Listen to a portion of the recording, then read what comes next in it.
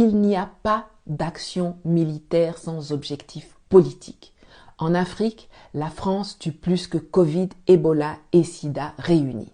La présence de l'armée française sur le sol africain n'est pas légitime. C'est une armée d'occupation qui n'a qu'une seule mission.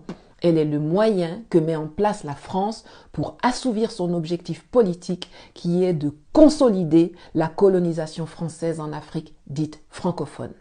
L'armée française est un cancer qui se métastase à une vitesse extraordinaire chez nous.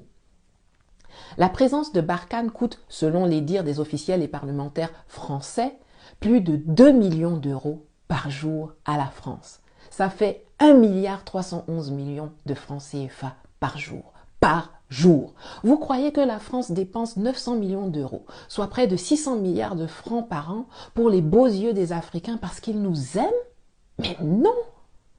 S'ils nous aimaient, ils allaient affréter des avions pour embarquer tous les frérots qui veulent aller en France pour aller les déposer là-bas en Europe. Ou bien plus simple, ils allaient juste annuler l'obligation d'obtenir un visa pour voyager chez eux. Au lieu de ça, ils nous font torturer en Libye. S'ils sont là depuis toutes ces années, c'est parce qu'ils gagnent plus qu'ils ne dépensent. Nos guerres sont leur business. Ils les initient, ils les financent, ils les entretiennent. Ils nous pillent, ils nous exploitent, ils nous martyrisent et ils nous assassinent. Ce sont nos ennemis, au même titre que les djihadistes qu'ils prétendent nous aider à combattre. Chaque soldat français qui tombe en Afrique, c'est un ennemi qui tombe. Eux pleurent leurs 57 agents perdus au Sahel, dont certains d'ailleurs dans des conditions ouïa-ouïa. Mais qui pleurent nos centaines de soldats morts? Qui pleurent nos milliers de civils tués? Qui pleurent avec les millions de déplacés, de blessés, d'existences détruites? Nous ne pourrons pas vivre dans la paix et la prospérité en Afrique tant que nous comptons sur les Français pour assurer notre sécurité. Tant que nous envoyons nos militaires se former à Saint-Cyr ou que nous faisons venir leurs gens pour former ici nos soldats et nos états-majors à leur école et stratégies de guerre obsolètes qui ne leur ont pas permis de gagner de conflits en solo depuis 1900 longtemps. La France est incapable de se débrouiller sur un théâtre des opérations sans avoir recours à l'appui technique ou au renseignement américain. Ils sont gaou comme nous. Mais premier gaou n'est pas gaou, c'est deuxième gaou qui est Niata.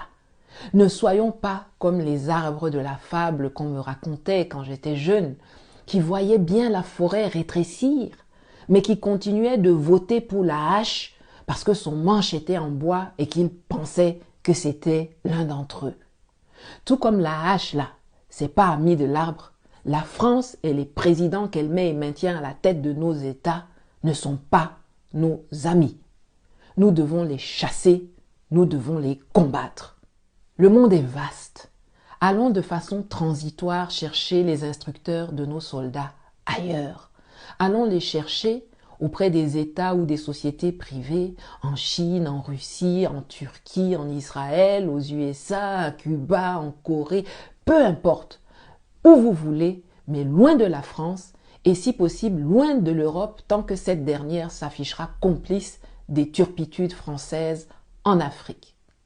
C'est une solution temporaire, en attendant d'avoir reformé nos soldats, réinitialisé et actualisé le logiciel de nos militaires, de les avoir équipés de sorte à en faire des armées puissantes et disciplinées, capables non pas de fomenter des coups d'État contre les gouvernements de leur pays, mais de s'unir pour défendre vaillamment et implacablement les frontières de nos espaces communautaires. Je veux encore une fois souligner que le recours à des alliés extérieurs n'est valable que pour une période intérimaire, car ce serait vraiment complètement contre-productif de vouloir sortir des griffes d'un colon pour aller se jeter dans la gueule d'un autre. Ce seront des accords ponctuels, gagnant-gagnant. La solution finale et pérenne ne pourra qu'être endogène. Elle ne pourra venir que de nous-mêmes. C'est à partir de ce moment-là qu'on va vraiment pouvoir peser sur la scène mondiale et se faire respecter. Voilà, je m'arrête ici aujourd'hui. Ce genre de prise de parole de ma part augmente la haine de l'État français contre moi et fera sans doute redoubler les tentatives de ses agents pour me faire taire, peut-être à jamais. Mais je n'ai pas peur. Et si j'ai pu éveiller votre conscience, alors, quoi qu'il m'arrive, je sais que la lutte continuera jusqu'à la victoire finale. À bientôt.